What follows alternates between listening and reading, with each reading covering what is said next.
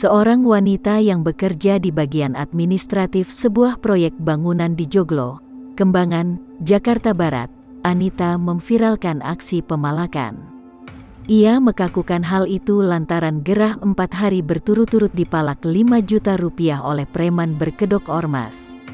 Pasalnya, saat pihaknya menanyakan perihal ormas itu, pihak RT setempat mengaku tidak mengetahuinya.